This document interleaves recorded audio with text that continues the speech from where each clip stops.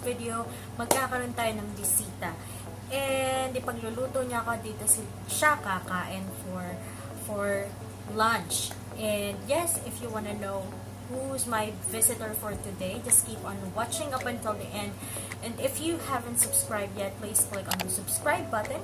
At huwag mo na din kalimutan ng notification bell para ma-notify ka if I do have new uploads here on my channel. Not without further ado, let's start in 3, 2, 1.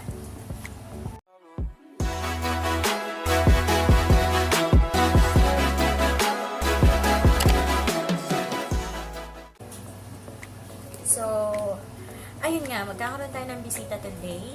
And kapangalan ko siya, katokayo ko siya, and na-meet ko siya way back 2017, I think. And natuwa ako sa kanya. Very jolly, very fun to be with. And yes, masarap siyang kasama. So, ngayon, magluluto siya ng galunggong at balatong. Balatong is also another term for munggo na niluluto. So, sa amin, sa Batangas, ang term nun ay balatong. So, ayun. Nakapamili na ako kanina, hindi ko na na-film kasi hindi pa ako naliligo noon. Then, ang dami kong ginawa dito sa bahay. But right now, pinapakuluan ko yung mga munggo para malambot na siya. Then, magagayat na ako ng mga recado for later. Pagdating niya, ready to cook na. So, yes, samahan niyo ako. Tapos, susunduin ko siya mamaya doon sa may babaan ng tricycle. So, samahan niyo ako. Let's go! Ayan, naka-play pa na siya. Pupunta lang ako sa may kusina kasi magluluto nga, diba? So, ipaprepare ko rin yung mga dapat i-prepare. And, nakapaglinis na naman ako dito sa bahay. Kaya, okay na. So, let's go!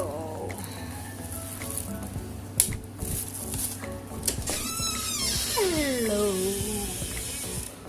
So, bawal ang chilo sa camera, kaya naman hindi ko na siya isasama sa film. So, nag-text na siya and sabi niya nakasakay na daw siya ng tricycle. And sabi ko sa kanya, sabi niya sa akin kapag nakadaan siya ng palengke para aalis na ako dito sa bahay. Kasi yun yung parang yun yung palatandaan na ibig sabihin yun yung ganun kalayo yung pwede kong lakarin habang on the way yung tricycle papuntang kanto dun sa may susunduan ko sa kanya. So, samahan niyo ako mamaya kapag sinundo ko siya. But right now, pinapakuluan ko pa rin yung munggo. Tapos nakapagayat na ako ng mga bawang sibuyas. Then, ready to cook na lang siya later. So, dumating na ang ating bisita. Nandito na siya. At ang aking bisita ngayon ay si Magluluto tayo. Baklang Tambay. Magluluto siya. Ano kinuha to? So, kami muna yung magluluto. Luto session muna kami bago kami mag-vlog. Kasi alam nyo na, ang travel ko po ay parang pang-probinsya. Anong gagawin? Spaghetti pababa. Magluluto muna kami. Go. Hi guys! Magluluto ng hawag ko sa puyoy. Luluto muna tayo. Ang linaw din ng camera. Front, oo. Minsan front ang ginagamit. Diba? Kaysa yung sa back. So, tayo ay magsosote ng garlic and onion. Ito tinapa, ito tuyo. Doon nga kami nakabili ng red. Ay! Hindi mo binitawan. Sorry guys. Tataas ko kasi hindi kita yung ulo. Ayan. Yan.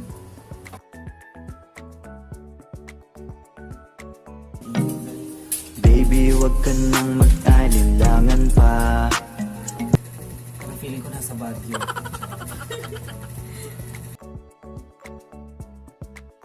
Munggo lang, di kayang lutuin. Ay, yun ang hindi ko alam.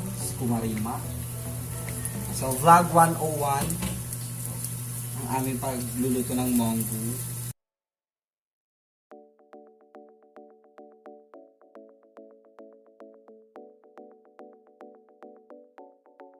Since wala kaming nabiling tinapa, so napaka ano ng friend ko, yung gourmet tuyo and tinapa ang hinalo namin. So siya. Ayan. Isalin natin sa pinakulungang mongo. So naghalo tayo ng chicken cubes. Ba't isa lang?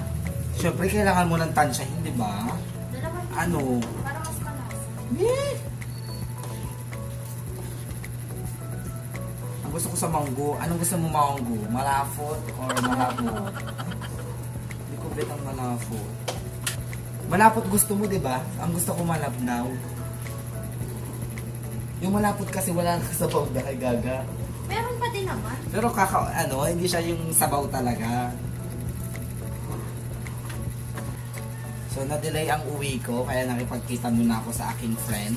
Pero next week po, ako ay maglalamierda sa Pangasinan. Dahil aasikasuhin ko yung asyenda ko doon. Hacienda.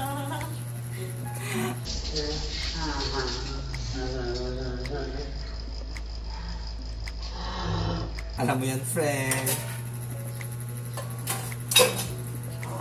Okay, so medyo kulang-kulang.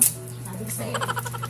Depende lang. Be, mas maganda yung kulang, wag yung sobra kasi pag naalatan, magdadagdag ka na naman ng At least tubig. hindi naglalagay ng ganun. Magigigil ako sa'yo. So, half lang natin. Huwag nating ilalahat. Pangit ang sobra. Marami kasing sabaw. Dahil mas film. Ganon.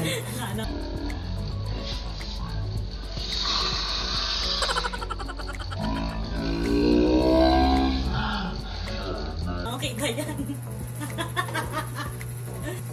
Salt and pepper to taste. Ganon. At Ano ilalagay mo na? lalagyan natin ng sotamon. Ihulog ko na sana. Alam mo naman ang mga gawaing ularing asawa, ganun. Urali o laring. Uliraning asawa. Tama ba? So yung dalawa, lalagyan natin ng chicharon. Hindi mo durugin. Yung dalawa, hindi ko dudurugin. Para lumasa, gago. Uy, may papel. Alam ko naman. Excited.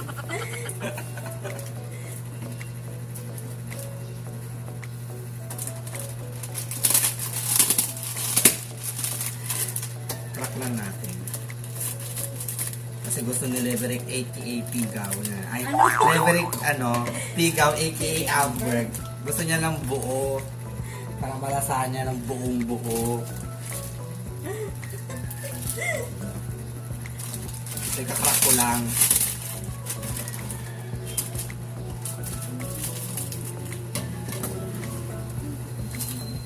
So ano, mauna na tayo kumain.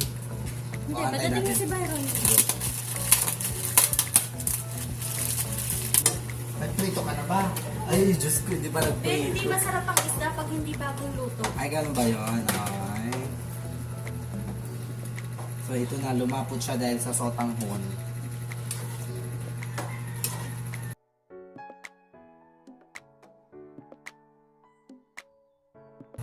So, dadagdag na naman po tayo pang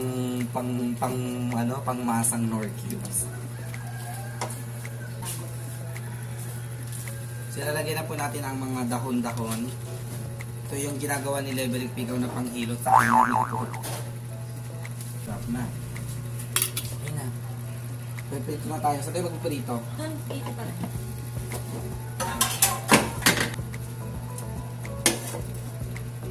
Mamahali ng mga lutuan ni Leverick. O, mga non-sticky. Binili niya po ito sa Shopping. Ay, ninakaw po nila. Ninakaw daw. Niregalo. So, nandito ako para mag-ano tayo. Bag raid, charot. Wala akong bag. Ano i-rate Ano mo? tayo? House raid. Dahil ang dami niya pong gamit, i-house raid ko si Leverick Pigaw. Gamitin natin yung used oil. Ganun din ako. Ang laki ng use, ang lagi ng mga alagay ng use oil, ang perfect. Kawali muna, tapos mantika. Okay na yan. Ganun din yun. Non-sticky. Ay, ganun ba? Basta non-sticky ganun. Pero Oo. pag mga Oo, pag hindi ganun. non-sticky, kailangan painit.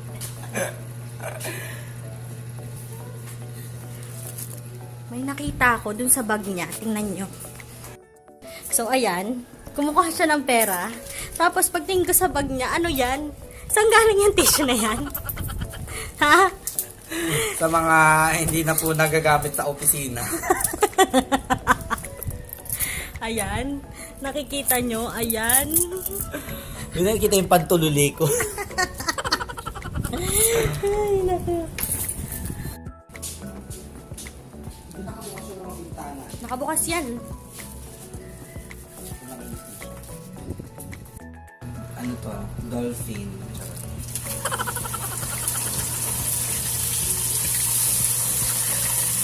So, diba isang lutuan lang? So, gamitin mo pa yung maliit.